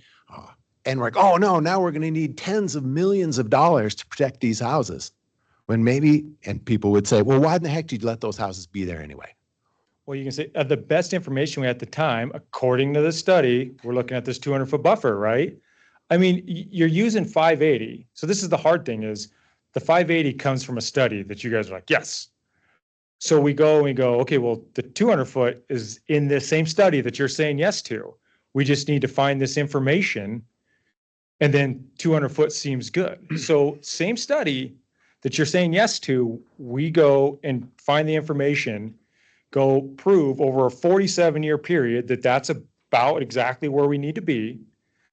Show that information, you're like, we don't believe the study on that part. But 580, it's tough for us. It's like taking your subdivision regulations and saying, well, this part we really like, but this part, like, we really don't like if that's in your favor. Mm-hmm. And that's kind of what this is we're talking the same document. And we went through and used what's required in that document to prove our mitigation, which is setback, in the same document that says 580. So that's the same thing. That's why I think it's the best information in science that we have right now. Yes, things can go wrong. Tim, would you see it? I'm sorry, Ken. I'll ask him, then you up for sure. I totally want to make sure you get to speak your piece.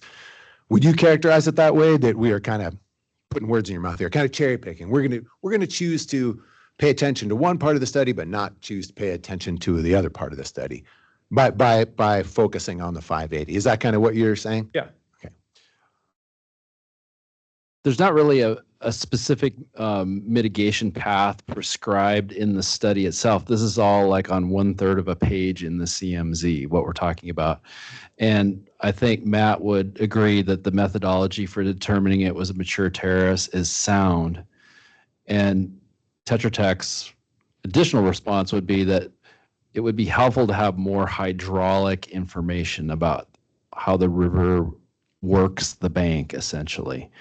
And I was going to go maybe on a little bit of a tangent, commissioners. If you were to go in the direction of approval, I'm trying to look ahead. I think we would need a little bit more time, maybe into like an October 24th hearing date, and we could work on conditions, because we have no mitigating conditions. We're recommending denial. If you want to go the approval direction, we could work up some conditions. We could work with 406 and with Montana Northwest to come up with mitigating conditions if you want to go that direction, assuming I think we're sort of going the direction of possibly being okay with the 200-foot buffer. I know you're still wrestling with that, but anyway. What did you guys think about our planning board when the mitigating potential was brought up? We got to let Ken speak. Oh, sorry. Yeah. Come on up to the microphone.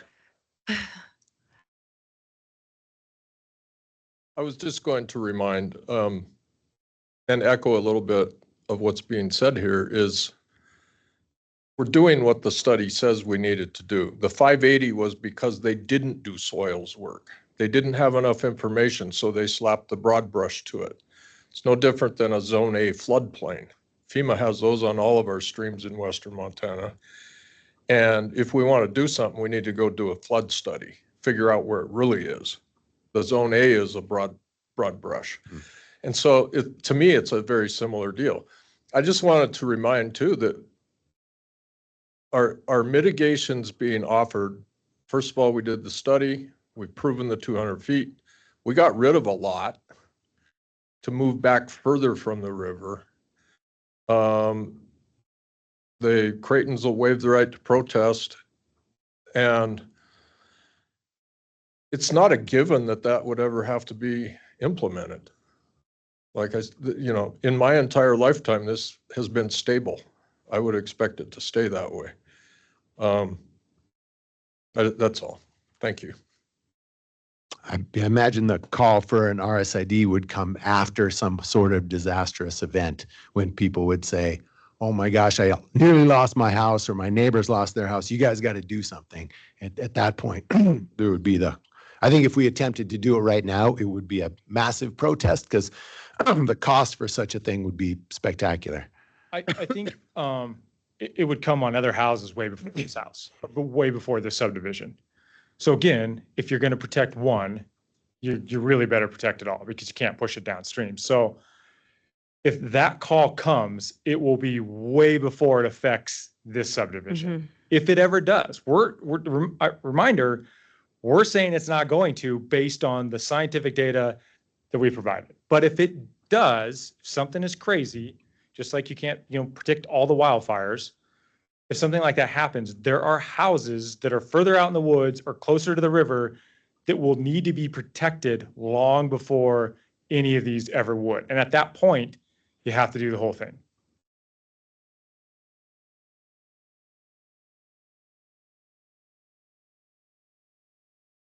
I'm ready for Tim's diatribe.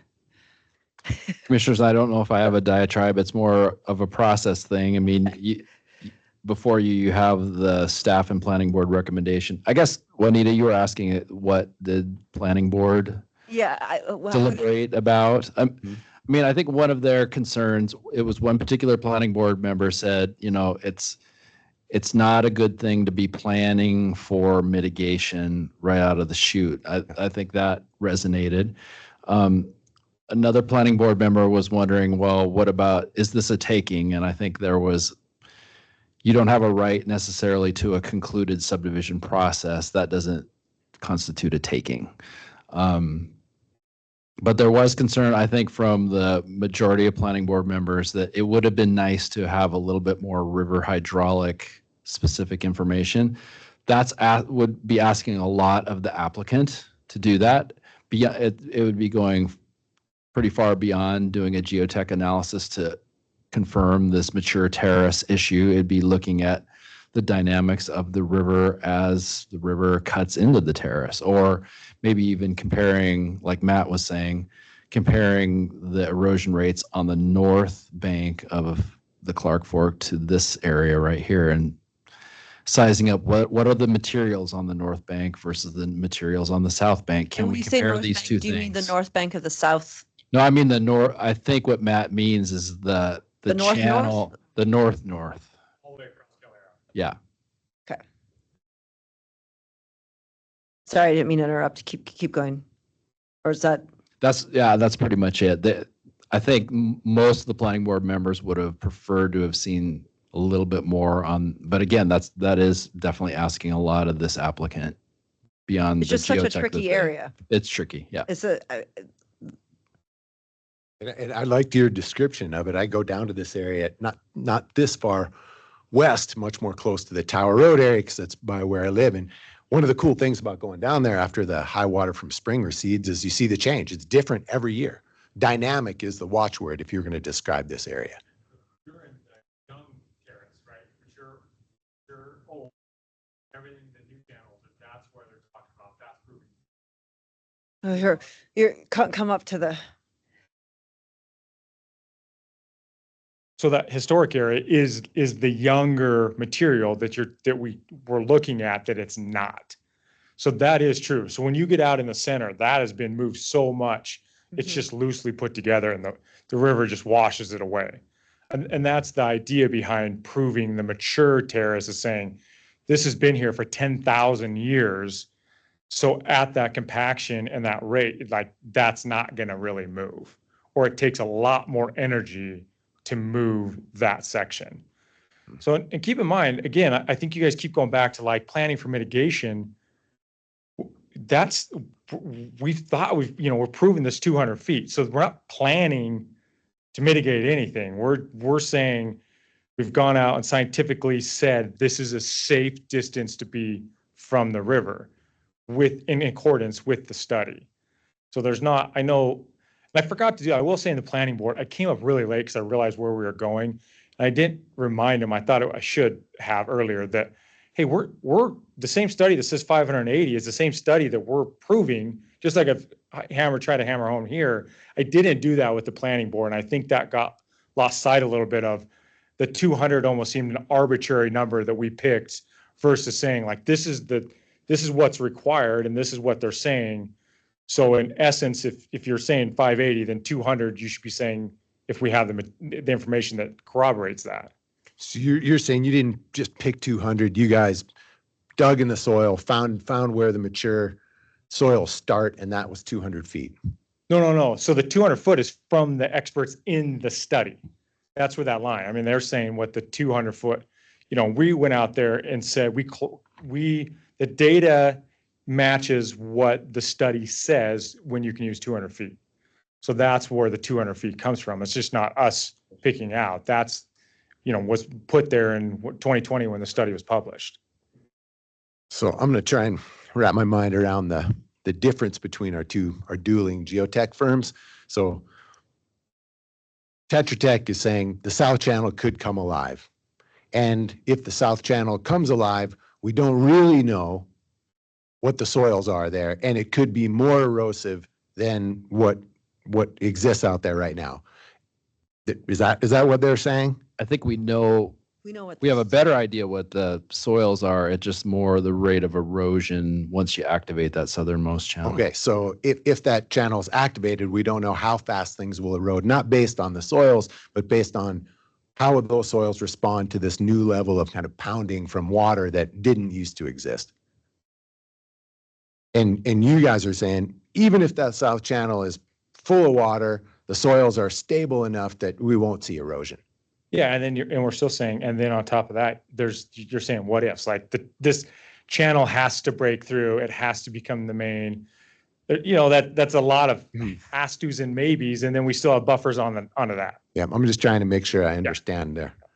And you're also saying that if the channel does break through, the southern channel becomes the main channel.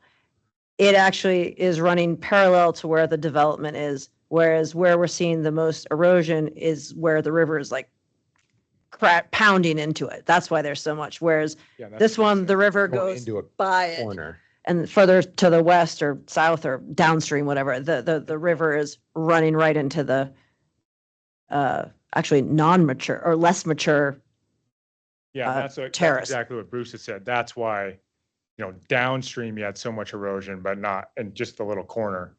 So. And Ken Jenkins again. I just wanted to point out too, the CMZ study, the 200 feet is not an arbitrary number. The hydraulics are in their study. The study says if you have this type of soil, so the erosion rates on that type of soil is something the study already contemplated. They said if you have that type of soil, your setback can be 200 feet. They didn't do the work to prove that it had that kind of soil, so they went with the 580 feet. I think the hydraulic information is already in the study. They're saying if you have that soil, you can go 200 feet. And the difference is they're looking at this, the 200 feet is based on this 100-year time frame that the study encompasses. how far does it erode in 100 years?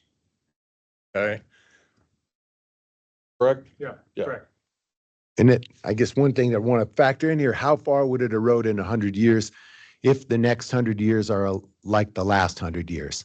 And I don't think they're going to be that way in terms of patterns of moisture and weather, et cetera. I think they're going to be way more course. extreme than they were in the last 100 years. I mean,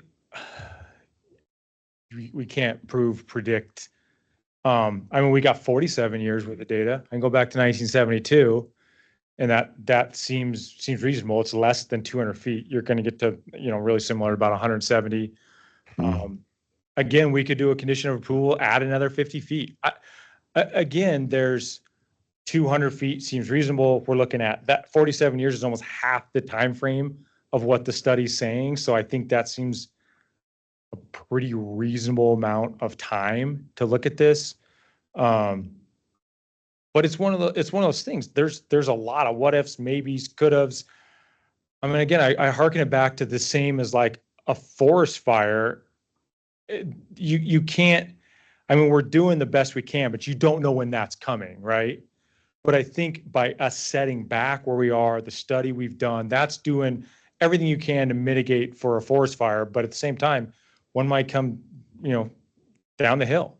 Is 250 as far as you can go?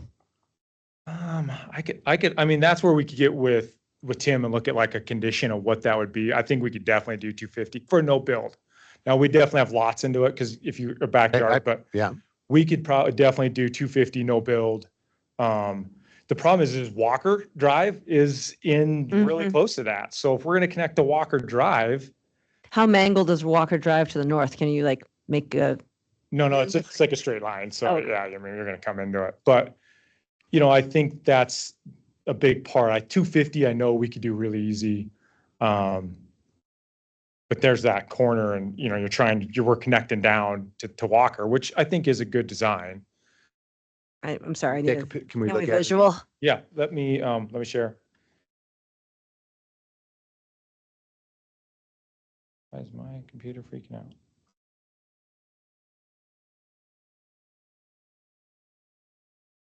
So here'd be the new layout.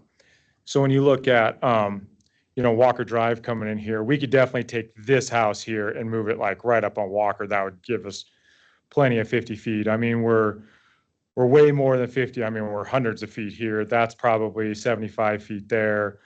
We're already to that house. I don't know, that's probably another 75 feet down to there. So if we move this house somewhere into here, it would be like a lot 7.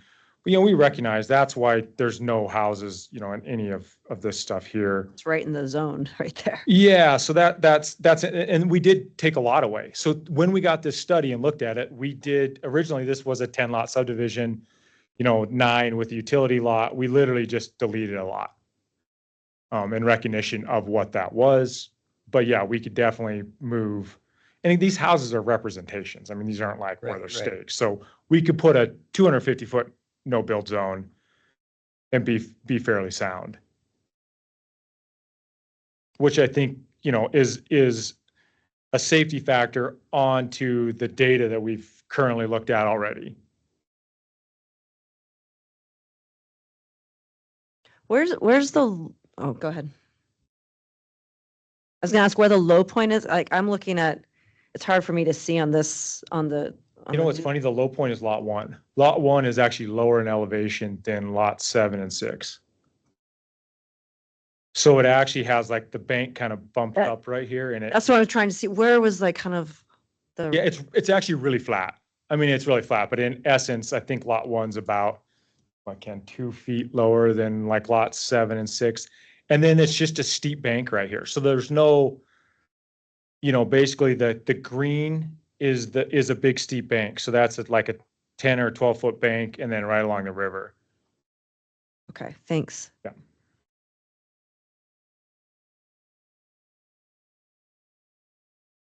I don't want to like belabor or delay, but I would love, I mean, if you guys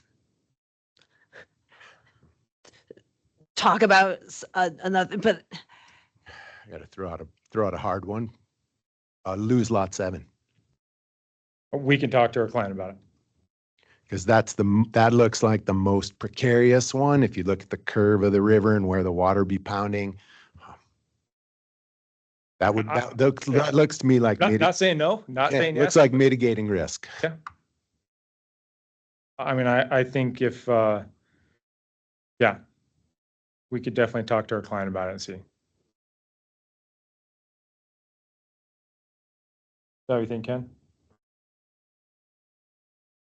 How big is lot 7? They're all- 0.74 acres. Yeah.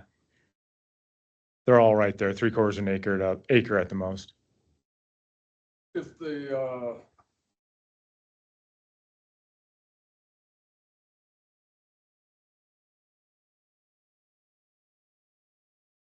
I'm not opposed to the concept. I'm opposed to, without spending some time to study options. Well, sure, Yeah. sure. But maybe Sure. eliminate that building site. And if we could somehow rearrange things a little bit and not actually lose a house site, but Mhm. alleviate the problem that looks like we have on lot 7. So you have houses one or closer the to other. closer to Clements or Or couple half acre lots. Couple farther smaller lots. away, What from I- the road. What I was just thinking is, these lots are going to have a variable value depending on where in the subdivision they're located. The ones that are real close to the connection road, Walker Drive, probably are of lesser value anyway. So we might be able to incorporate a couple smaller lots as you come in off of the Walker approach and alleviate the lot 7 issue. Possibly. I mean, I know you'd need time, and I'm not saying do it right Yeah. now. It was more of a Yeah. open question. not opposed to the idea though.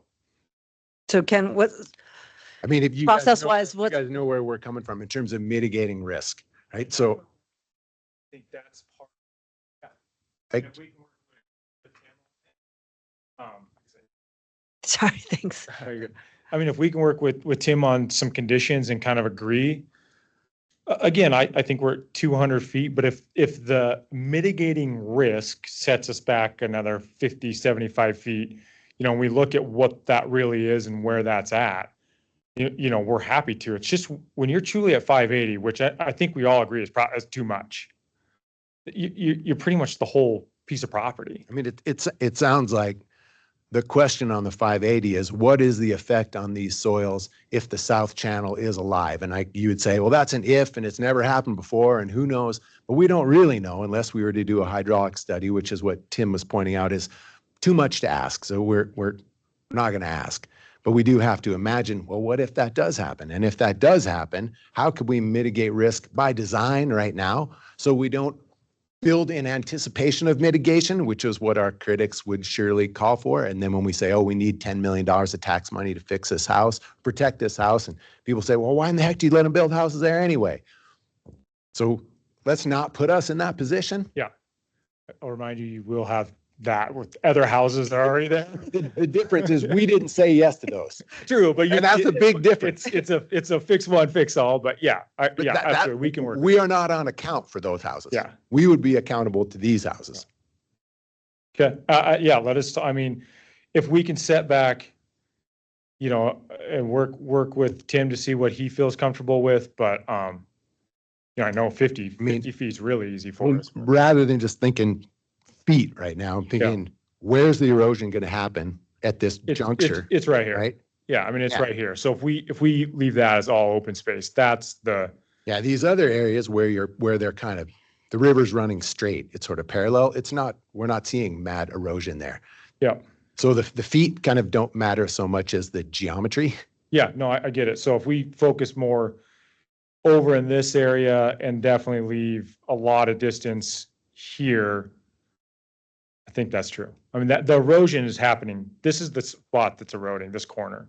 Yeah. Just that corner. But that, as that comes down, what does that look like? There's a house here, but as that comes down. We didn't say yes to that house. I know. No, yeah. So as we come down, so I think we could definitely look at, more open space in this particular block right here. If you guys can figure out how to put more houses that are way obviously out of harm's way, well, good on you. Okay. So what process-wise, okay, we punt this? Yeah, On hold. commissioners, I would recommend you punt it to a date certain. I did see October 24th was open. There's one item. I can't remember what it was. But that would give us enough time, I believe, to sort through some conditions and deal with whether it's the 200 or 250 feet, and then maybe rearrange lots so you can recoup one if you lose 7. We can kind of go in that direction.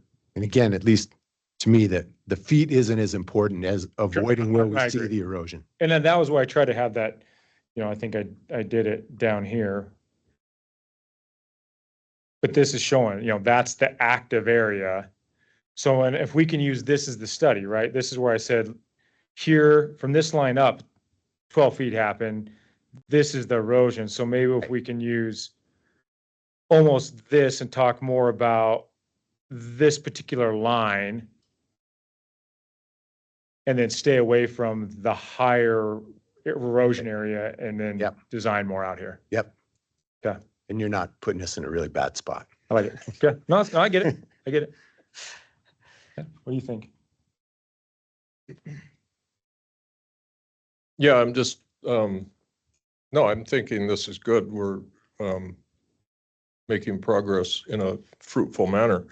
I'm just thinking process-wise, October 24th, that does give us time to hash out some Hey, conditions. whatever you want and whatever we're our That's schedule here. doable on your end, Tim? And then Yeah. that is doable on our end to tweak the layout. And I would hope maybe come back in here on the 24th and get this done. Christina, what are you finding?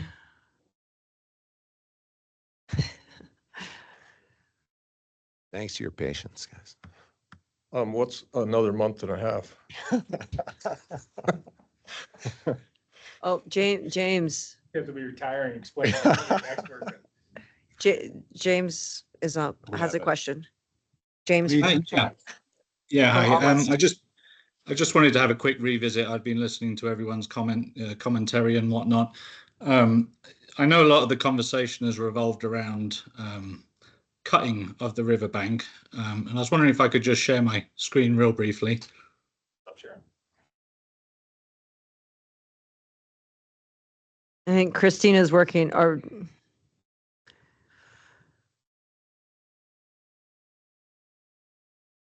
I don't have permission yet. And what I wanted to just add and get in everyone's thoughts here. Am I able to share yet? There we go. So what I want people to recognize as well in fluvial mechanics is that we've been talking a lot about the ability of the river, if it were the main channel, to cut away. But we've also got to remember that there's a equally good chance that that river can deposit as well. Rivers meander through and deposit sediments in as much an unpredictable way as they would cut them away. This was an interesting photo I found from, I think, 55. You'll recognize the turn obviously here. And I think the site is roughly located in this region. So you can see this heavy armoring that was present back in 1955 is, it's essentially this area here, the heavy armoring of the riparian area that's north of the site. So I think we've also got to remember that there's an equal opportunity for that to take place. I just wanted to add that because we talk a lot about one scenario being a possibility, and this is certainly one that can, if you don't understand the whole level of the river dynamic, which would take I don't know how much that would cost to figure that out, or if you'd even get conclusive answers. But this site has remained pretty much untouched for a good long time. So I just wanted to share that. Thanks for that visual. I appreciate that. What year was that? Sorry. 55. 55. For the record, I was not born.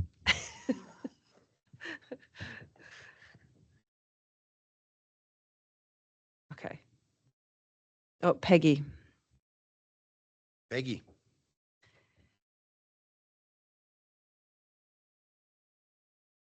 Peggy, we're ready for you. Yep, I'm here. So far, we've spent 2 hours talking about the river. And yet, one big concern of the people that live around that corner is the entrance on Clements. Are we going to have any discussion about that this afternoon? Tim, what did we hear from Shane? Public Works has been on site, and I think initially they were maybe cautious about that access point, but they later felt that it was safe, essentially safe. Now that curve, I think in the 21st century, you probably wouldn't design something that is exactly like that curve is today. And yes, if it's icy, you might have issues, or if people go too fast or whatever. But Brent from Public Works recently commented and said that they're supportive of that access point.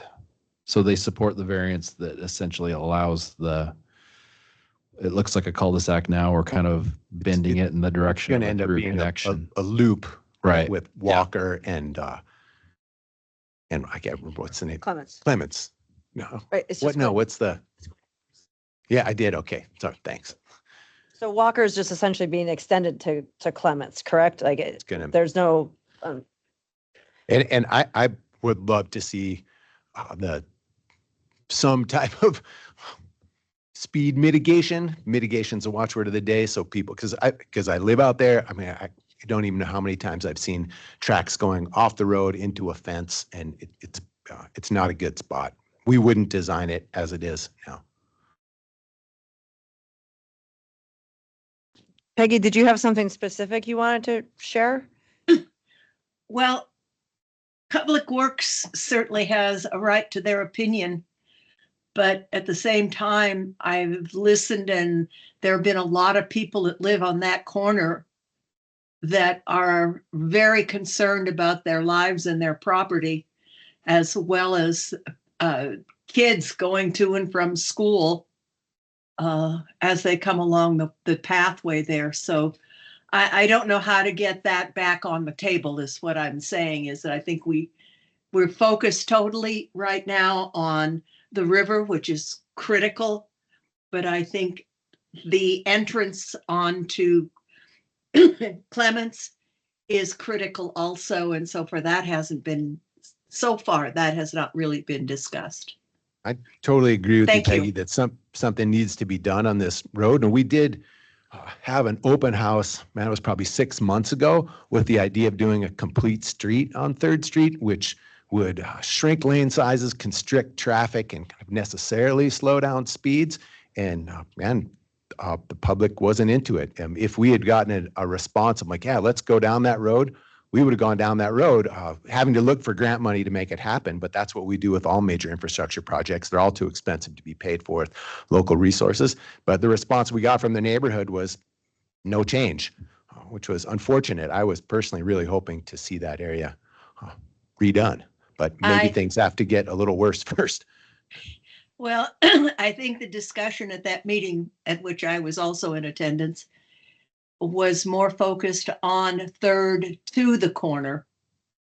And I think now the focus is on the corner right there at Clements, where this subdivision would take off from Clements or add to Clements. So I just throw it out there to muddy the waters, I guess. Oh, Thank you. Thanks for being attentive, Peggy. Appreciate it. All right, so we got something to work with. All right, I think we're done. Thanks, everybody. Tim, were you about to say something? I was just going to say, as long as it's clear that it's October 24th that we're returning to this conversation. Yeah. Continuing the hearing. Yeah. John, did you have Don, anything you do wanted? we need to do this differently?